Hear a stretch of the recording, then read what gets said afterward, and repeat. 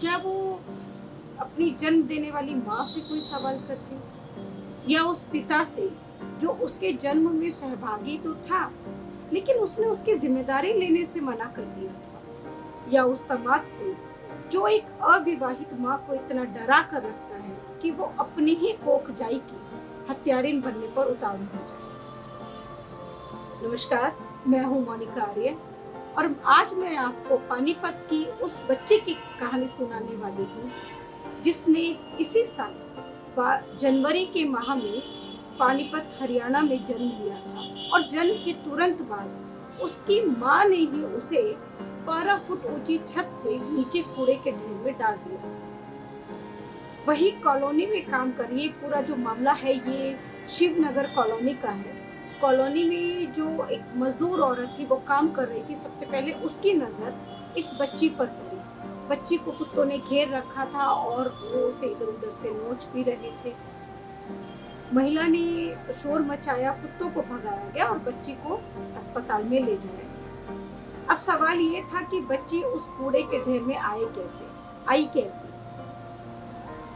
Police भी और काफी सामाजिक कार्यकर्ता भी उस बच्ची के दोषियों को ढूंढने में लगे हुए थे। इसी बीच वहाँ की एक लॉयर और जो सामाजिक कार्यकर्ता भी हैं, सविता आर्य जी, उनको एक अनजान नंबर से कॉल आया और उसने उन्हें मिलने के लिए बुलाया। सविता जी कुछ ही मिनटों में उस कॉलर के पास थी और उस कॉलर ने उनसे केवल इतना ही कहा कि कूड़े के ढेर पे अगर बच्ची मिली है तो वो आसमान से तो नहीं टपकी। ये छोटा सा क्लू ही सविता जी के दिमाग में इस तरह से घुस गया कि उन्हें लगा कि निश्चित तौर पर बच्ची आसपास के ही किसी घर की। उन्होंने खोजबीन शुरू की और उस कूड़े के ढेर से जो घर लगा हुआ था वो उसमें सबसे पूछताछ करने लगी।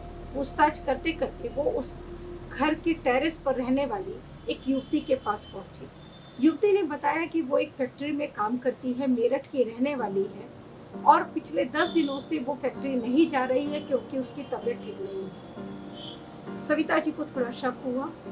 उन्होंने, तब तक पुलिस भी वहां पहुंच गई थी, उन्होंने उस युवती से अपने सभी मेडिकल कागजात उन्हें दिखाने के लिए कहा। जब वो युवती मेडिकल कागजात सविता जी और पुलिस को दिखा रही थी तो उन्हीं कागजात के बीच में उसकी प्रेगनेंसी की टेस्ट रिपोर्ट्स और अल्ट्रासाउंड की रिपोर्ट्स भी थी, जिससे ये साबित हो गया कि ये जो बच्ची थी ये उसी युवती ने उस बच्ची को जन्म देकर वहां डाला था। और बहुत पूछताछ करने पर, थोड़ा कड़ाई से पूछने से उस युवती ने अपना जुर्म कबूल भी कर लिया। उसने बताया कि फैक्ट्री में उसकी जान पहचान एक युवक से हो गई थी जिससे उसने इस बच्ची को कंसीव कर लिया, लेकिन उन दोनों की कोई शादी नहीं हुई थी और वो जो बच्ची का पिता था वो इसकी जिम्मेदारी लेने के लिए तैयार नहीं हुआ। उसके पास कोई और चारा नहीं था, उसे समझ में नहीं आ रहा था कि वो इस बच्ची का क्या करे, अपने परिजनों को वो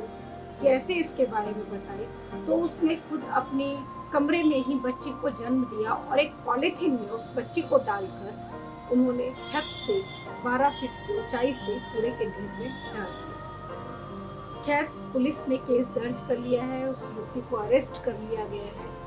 पुलिस ने इस मामले में आईपीसी 317 के तहत केस दर्ज किया है, लेकिन हमारे हिसाब से, पालोना के हिसाब से इस मामले में आईपीसी 307 भी लगना चाहिए, क्योंकि ये सिर्फ बच्चे को छोड़ देने का मामला नहीं है, बल्कि इसमें बच्चे को नुकसान पहुंचाने की, उसकी हत्या करने की साजिश रची गई है।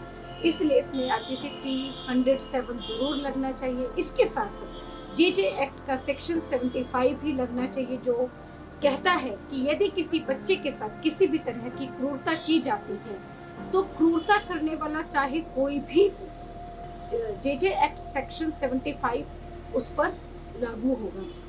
इसके अलावा एक और बात जो पालोना हर बार इस तरह के मामले में अपील करता है कि खुद को कानून की नजरों में गुनहगार बनाने से और नैतिक और मौलिक दृष्टि से, नैतिक दृष्टि से खुद को गिल्ट में डालने से कहीं बेहतर है सरकार की सेफ सरेंडर पॉलिसी का फायदा उठाना। ये पॉलिसी आपको यह अधिकार देती है कि आप अपने बच्चे को जन्म देने के बाद सुरक्षित सरकार को सौंप सकते हैं।